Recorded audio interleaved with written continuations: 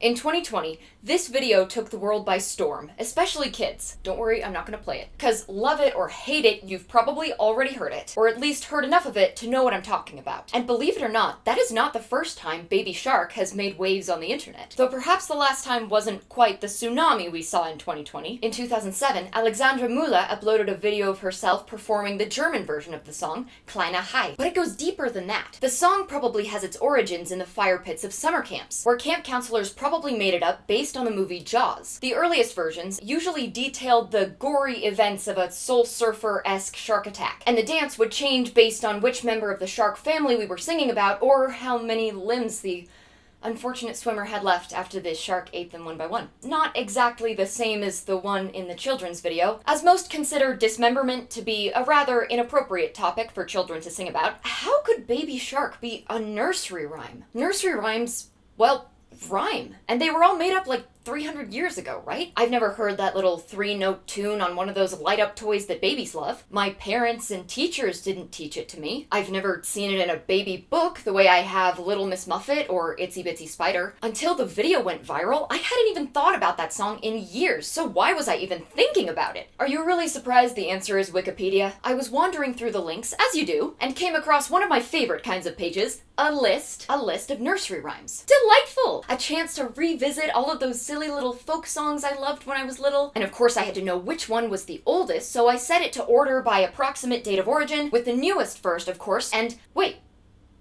What? So if you looked at that title and thought to yourself, how could Baby Shark possibly be a nursery rhyme?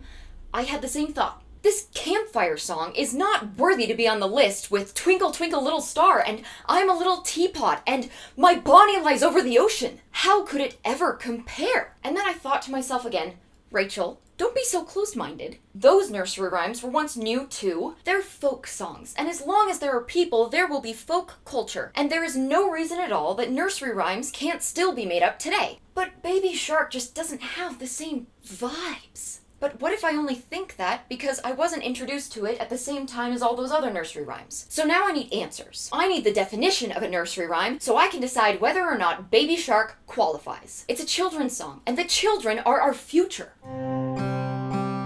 What is a nursery rhyme? Surely some folklorist out there has made a list of criteria that defines a nursery rhyme. I can apply it to Baby Shark and have my answer. Unfortunately, it seems there was no comprehensive list of criteria. Some sources did have a more detailed definition, talking about how nursery rhymes are written in very simple language. They're accessible to children. They have emphasis on some poetic element, like rhyme or meter, but a lot of places just defined it as a short poem or song intended for young children. And I thought that was just too broad. So I took matters into my own hands. I went through some more lists of nursery rhymes and wrote out all the ones that I was familiar with. Now, this is by no means a comprehensive study of nursery rhymes. I only looked through the ones that I was at least a little bit familiar with, which means that all but 2 of them were in English. The 2 exceptions were Alouette and Fleur Jacques, and one of those has an English version that I also heard. So, bias acknowledged, take this data as you will. I went through my list of nursery rhymes and tried to note down common characteristics between them. Not necessarily characteristics every single one had, but characteristics that I at least noticed appeared over and over. And I came up with a point system out of 10. 8 criteria worth 1 full point each, and 4 criteria worth 1 half point each. The 8 main criteria were simple language, intended to be recited out loud or written in a way that it is easily said aloud, uses repetition, is catchy in some way, whether through alliteration or rhyme or just snappy meter, has a type of physical movement to go along with it, like the hand motions in Itsy Bitsy Spider or the body positions in I'm a Little Teapot, short in length or divided into pieces that can stand relatively independently that are short, makes use of elements that are familiar to children or were at the time of writing, like plants or animals or food, and they're traditional and widely known in at least one culture. The 4 additional elements, worth a half point, were association with a melody, the nursery rhyme can be sung, use of nonsense words like dilly dilly or E-I-E-I-O, tells some kind of story or has a narrative, and teaches some kind of lesson, like counting in 1, 2, buckle my shoe, or body parts in head, shoulders, knees, and toes. So I did an analysis of all the nursery rhymes and gave each one a score out of 10 based on how many criteria they met. None of the nursery rhymes scored a perfect 10, but they did all score at least 7 points.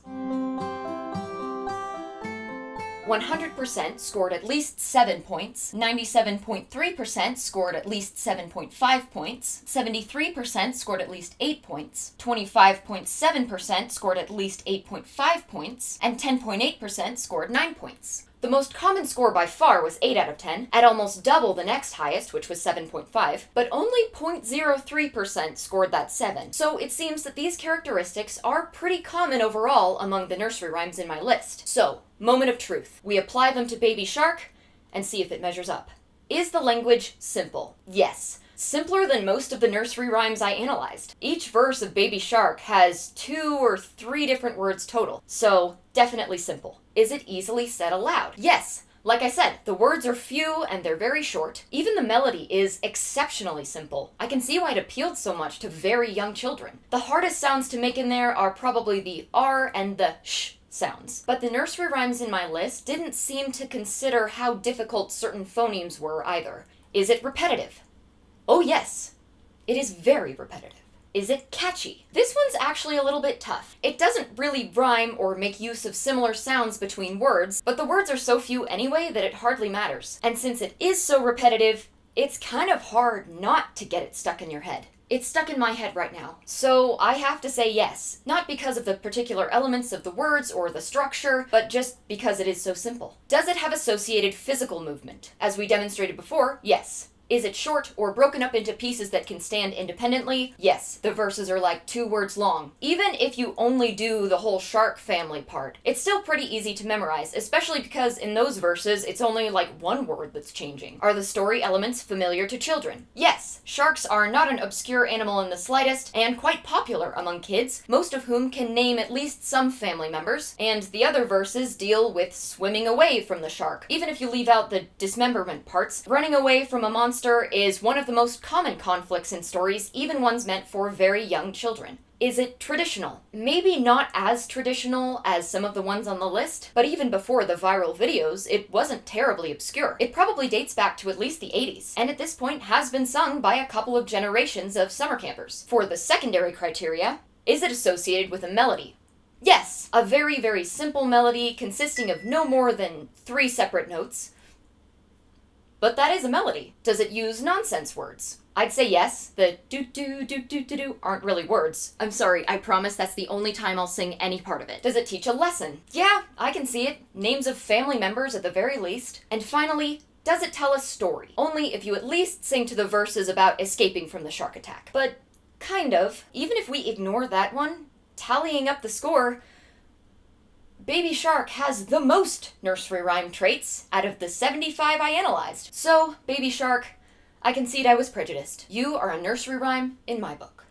Now, again, this is folk culture, so it's entirely subjective. And if you're not a fan of the song, there's no reason you would have to teach it to your kids if you have them. Nursery rhymes are intended to help introduce children to language and stories and the world that they're going to be living in. Many of them come from a time before viral Baby Shark videos, when teaching kids songs was not only a method of education, but entertainment. The joy of folk songs and nursery rhymes isn't in how sophisticated the meter is, it's about bonding with the next generation and passing on the stories that you loved so they can share in that same joy. In a world where we are just a few clicks away from any type of music from any era or location, traditional and folk songs can help ground us in the culture we were born in and the most important values of any other culture we may come across as we learn about their folklore. And most importantly, in my opinion, nursery rhymes are some of the first ways we learn about the world, and I hope we continue to make more of them. I hope we continue to make up songs to teach our kids, or just because it's fun. I hope humanity will always continue to sing and make up silly rhymes because it's in our DNA. So next time you feel the urge to sing to remember something, or just because you have a song in your heart, give it some consideration. Do it for humanity. Thanks so much for watching. If there were nursery rhymes to teach us about adulthood, what would they be about? Tell me in the comments. If you enjoyed this, check out the rest of my channel for similar content, follow me on social media, or come hang out with me live on Twitch, where I make up songs all the time. Where is your car tonight? I stole it 'cause I wanted it. It's called I'm Not Burning My Tongue on My Coffee.